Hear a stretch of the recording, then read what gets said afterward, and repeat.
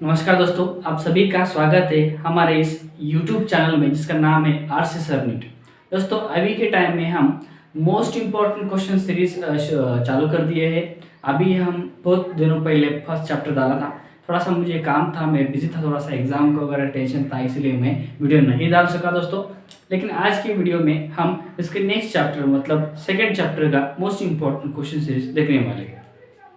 दोस्तों, इस चैप्टर में आप सभी को पता होगा दोस्तों कि जितना भी फर्स्ट चैप्टर में इतना मैं क्वेश्चन दिया हूँ आपको, जितना भी आप फर्स्ट चैप्टर में जितना आपको क्वेश्चन मिला है वो सभी के सभी क्वेश्चंस बहुत ज़्यादा बार बोर्ड एग्जाम को पूछे जा चुके हैं। इसीलिए दोस्तों उसको लाइट में मत लीजिए। जो भी क्वेश्चंस हैं उनके आंसर लिखने का ट्राई कीजिए दोस्तों।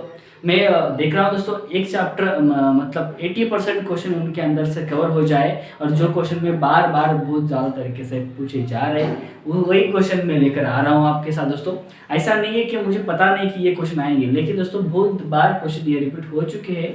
इसलिए मैं आपको बता सकता हूँ कि स्टेट बोर्ड एग्जाम में, किसी भी स्टेट बोर्ड एग्जाम में थ्योरी क्वेश्चन जो रहते हैं दोस्तों वो बहुत बार रिपीट होते हैं। इसलिए दोस्तों हम ऐसे क्वेश्चन को खोजने की कोशिश करते हैं जो बहुत बार बोर्ड एग्जाम को आते हैं दोस्तों। ठीक है दोस्तों, ये देखेंगे दोस्तों क्या है क्या नहीं, आपको सभी क्वेश्चन को धीरे धीरे हम बताएंगे। और तुम इसके बाद में तुम फोटो निकाल के आपके अपने अपने ग्रुप में शेयर कर दीजिए दोस्तों।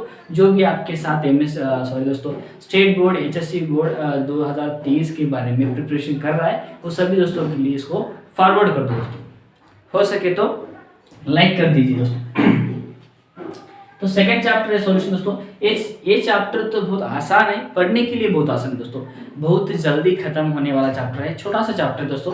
हालांकि थर्ड चैप्टर फोर्थ चैप्टर थोड़े से बड़े चैप्टर्स हैं, लेकिन सेकंड चैप्टर बहुत ही छोटा है और बहुत जल्दी याद भी हो जाएगा। और सिंपल वे में अगर आप डेफिनेशन करते करते अगर याद करोगे तो बहुत जल्दी आपका चैप्टर कवर हो जाएगा। तो सबसे पहले फर्स्ट क्वेश्चन दोस्तों आपके लिए है state and explain Henry law दोस्तों। हेनरी लॉ के बारे में बहुत सारे क्वेश्चन आ चुके हैं। हेनरी लॉ के बारे में इधर देखो दोस्तों, में ये कांस्टेंट, ये भी लोग स्कोपिक कांस्टेंट भी है, इनका भी इसके साथ रिलेशन है, इसलिए इसको तुम याद कर लेना दोस्तों अच्छी तरीके से। तो हेनरी लॉ क्या है दोस्तों, क्या क्या आपको करना है, स्टेट एंड एक्सप्लेन बोले तो क्या दोस्तों, हेनरी लॉ का पहले स्टेटमेंट आपको अगर याद हो जाएगा तो ये आपका उसका स्टेटमेंट याद हो जाना चाहिए दोस्तों। उसका स्टेटमेंट पूरा का पूरा लिखिए, उसके बाद में उसका मैथमेटिकल एक्सप्रेशन लिखने की कोशिश करिए दोस्तों। हालांकि एक बार में तो नहीं होगा, लेकिन ट्राई करने से दोस्तों पूरा का पूरा याद हो जाएगा दोस्तों। मेरी गारंटी है दोस्तों, उसको 2 या 3 बार अगर आप याद करोगे तो आपको 100% वो दिमाग में बैठ जाएगा। क्या है दोस्तों हेनरी लॉ, आपको उसको एक्सप्लेन करना है। What is effect of temperature of solubility दोस्तों, टेम्परेचर का क्या रोल है सॉलिबिलिटी के ऊपर, किस तरीके से टेम्परेचर सॉलिबिलिटी को डिफाइन करता है, अफेक्ट करता है, उसके ऊपर दोस्तों क्या करता है, अफेक्शन करता है दोस्तों। और टेम्परेचर का रोल है वो भी आपको क्वेश्चन करना चाहिए दोस्तों। ठीक है, ये हो गया फर्स्ट क्वेश्चन जो बहुत बार क्वेश्चन पूछा। अगर सिर्फ हेनरी लॉ पूछेगा तो 2 मार्क्स के लिए आएगा, ये इसके साथ अगर टेम्परेचर आ गया तो 3 मार्क्स के लिए क्वेश्चन आ सकता है दोस्तों। उसके बाद दोस्तों आइडियल सॉल्यूशन और नॉन आइडियल सॉल्यूशन का डिफरेंस बिटवीन में इधर लिखा हूं, लेकिन ये क्वेश्चन आपको दोस्तों क्या है, right A short note on non ideal solution. Ideal solution क्या है दोस्तों, उसका ग्राफ क्या है, ग्राफ के ऊपर भी क्वेश्चन आ सकता है दोस्तों। इसीलिए मैंने दिया कि ये आइडियल सॉल्यूशन क्या है और नॉन आइडियल सॉल्यूशन क्या है, इनका दोनों का डिफरेंस बिटवीन आपको पता होना चाहिए। बहुत ज्यादा बार क्वेश्चन पूछा गया है, इसलिए दोस्तों इसको हम 3 स्टार करेंगे दोस्तों, मतलब बहुत ज्यादा बार पूछने की संभावना है। और अर्ट्स लॉ को भी हम 2 या 3 स्टार करेंगे, क्योंकि अगर हेनरी लॉ पूछेगा तो ये पोलॉन नहीं पूछेगा, अगर ये पूछेगा तो ये नहीं पूछेगा। दोनों में से एक लॉ आ सकता है दोस्तों। ठीक है, दोनों में से एक लॉ 100% एग्जाम में आ सकता है दोस्तों। ठीक है, इसलिए दोनों को भी याद करके रखो दोस्तों, बेनिफिट हो जाएगा एमएसटीसीटी के लिए भी दोस्तों। उसके बाद दोस्तों डेफिनेशन आपको लिखना है, डेफिनेशन भी बहुत ज़्यादा इंपॉर्टेंट है। ये क्वेश्चन बहुत बार पूछा है, इसलिए हम इसको 2 स्टार करेंगे। ये भी क्वेश्चन बहुत बार पूछा गया है। इन सारे डेफिनेशन में से ज्यादातर डेफिनेशन कौन से पूछे गए हैं दोस्तों। ऑस्मोटिक प्रेशर डेफिनेशन बहुत बार आ चुकी है दोस्तों, इनको हम ट्रिपल स्टार करेंगे। ऑस्मोटिक प्रेशर क्या है, pi equal to CRT formula क्या है, ऑस्मोटिक ऑस्मोसिस क्या है दोस्तों। ऑस्मोसिस उतना ज्यादा पूछा नहीं जाता है, ये बायोलॉजी में पूछा जाता है दोस्तों, ये केमिस्ट्री में उतना नहीं, लेकिन बायोलॉजी में ये क्वेश्चन पूछा जाता है और पूछा गया भी है बहुत सारा बार। इसलिए ऑस्मोटिक यही याद करो। अगर तुम इधर का याद कर दिए तो बायोलॉजी में आप लिख सकते हैं दोस्तों, दोनों से प्रॉफिट आपका ही होगा। तो ये बॉइलिंग पॉइंट उतना ज़्यादा पूछता नहीं है, लेकिन ये दोस्तों ये आइसोटोनिक सॉल्यूशन क्या है, हाइपरटोनिक क्या है, हाइपोटोनिक क्या है, ये बायोलॉजी और केमिस्ट्री दोनों में भी क्वेश्चन है, इसलिए एक ही बार में आप याद कर दे दोस्तों। क्वालिटेटिव प्रॉपर्टी पूछा गया है और इतने सारे डेफिनेशन आपको याद करना है दोस्तों। एक पेज लेना है, एक पेज लेके उसके ऊपर जितना भी आपको क्वेश्चन दिख रहा है दोस्तों क्वेश्चन लिखना है। क्वेश्चन लिखने के बाद उसके बाद भी आपको आंसर लिखना है और उसको स्टैपल करके आप रख देना दोस्तों। हर एक चैप्टर का अगर आप ऐसे स्टैपल करके रख दोगे तो मुझे लगता है दोस्तों, मुझे लगता है कि 90% आपका सिलेबस जो भी है दोस्तों, क्वेश्चन जो भी है बोर्ड एग्जाम के, इसी में से आएंगे। क्योंकि मैं ज़्यादातर केस दोस्तों बहुत सारे क्वेश्चन में पढ़ चुका हूँ, इसके अंदर से बहुत छाट के बहुत उस अच्छी तरीके से क्वेश्चन ढूंढ के निकाला दोस्तों, ठीक है। उसके बाद दोस्तों बहुत बार क्वेश्चन पूछा गया है, derive mathematical expression of elevation of boiling point. दोस्तों क्या है एलिवेशन ऑफ बॉइलिंग पॉइंट है, एलिवेशन ऑफ बॉइलिंग पॉइंट पे आ सकता है, डिप्रेशन इन फ्रीजिंग पॉइंट पे आ सकता है दोस्तों। 2 या 3 क्वेश्चन है इसी तरीके से, लगभग सभी का फार्मूला लगभग दोस्तों, हालांकि थोड़ा सा अलग है लेकिन लगभग सेम है, उनका मैकेनिज्म भी सेम है, डायग्राम भी सेम है दोस्तों, ठीक है, उनके डायग्राम भी सेम है, उतना ज़्यादा डिफिकल्ट नहीं है, बहुत आसान है दोस्तों, ठीक है।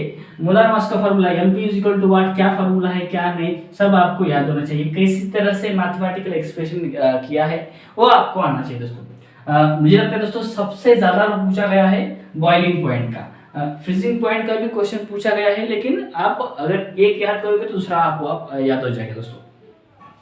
वैंट ऑफ फैक्टर भी आ सकता है दोस्तों, इसको भी थोड़ा सा अभी सिंपल लैंग्वेज में बोल सकता हूँ कि अगर आपको एलिवेशन ऑफ बॉइलिंग पॉइंट याद हो गया, आपको डिप्रेशन इन फ्रीजिंग पॉइंट याद हो गया, तो आपको इवेंट ऑफ फैक्टर भी याद हो जाएगा, उनके फार्मूलाज भी आपको याद हो जाएंगे। ये जो भी कांस्टेंट है दोस्तों, ये कांस्टेंट है, क्रायोस्कोपिक कांस्टेंट है, इन दोनों के बारे में सिर्फ डिफाइन बोल के आया है, नहीं तो दोस्तों इनके फार्मूलाज भी आपको याद होना चाहिए कि कांस्टेंट मतलब के की वैल्यू दोस्तों, ठीक है। इनके अंदर इधर हेनरी लॉ के अंदर एक आ सकता है और दूसरा जो भी क्रायोस्कोपिक कांस्टेंट ये डिप्रेशन इन फ्रीजिंग पॉइंट के अंदर आ सकता है दोस्तों।